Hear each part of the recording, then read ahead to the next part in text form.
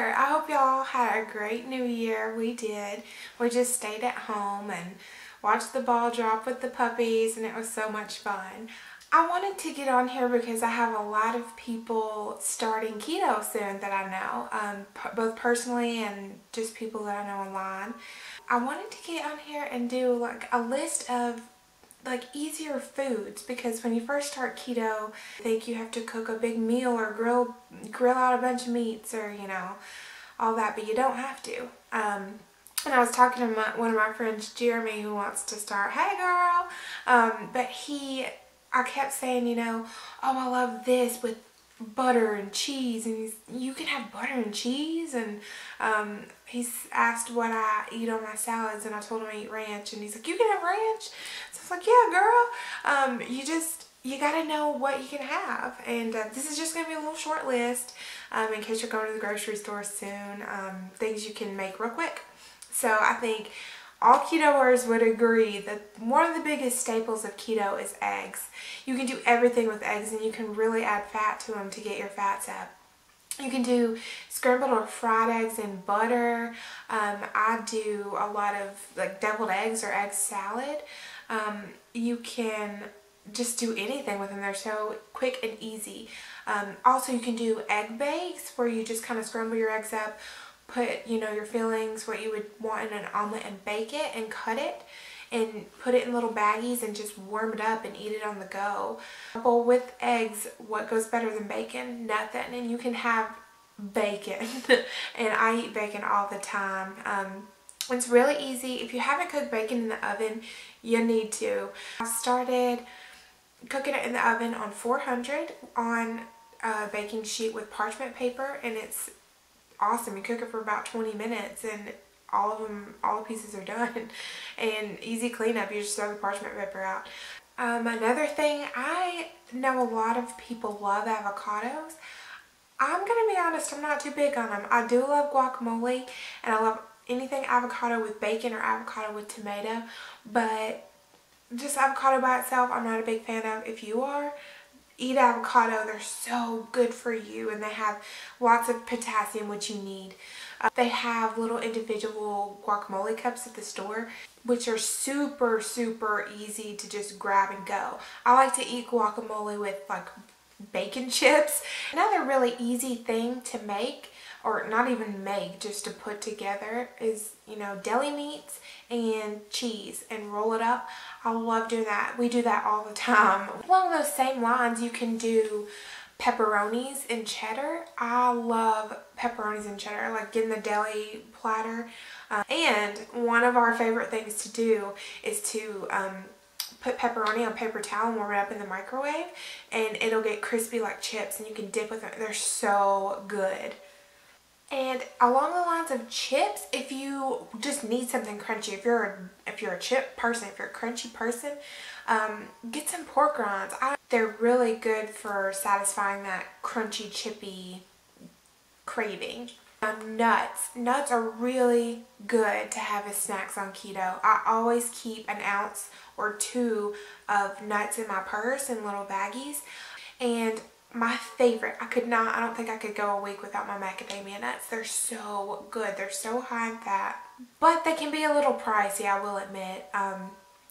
If you don't want to pay that, or you don't like macadamia nuts, try pecans or walnuts. They're just so good and so easy to, you know, grab and go. Now, another staple in my diet that I don't think I could go a week without is tuna, canned tuna. If ever I'm eating by myself or I'm at home alone, I will just open a can of tuna, dump the whole can into a bowl, mix it with some mayonnaise, maybe a boiled egg, and that's all she wrote.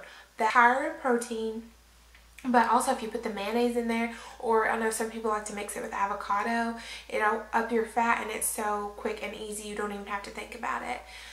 Okay, so getting into the more dinner. You want to cook for dinner, but you don't want to spend the whole night in the kitchen.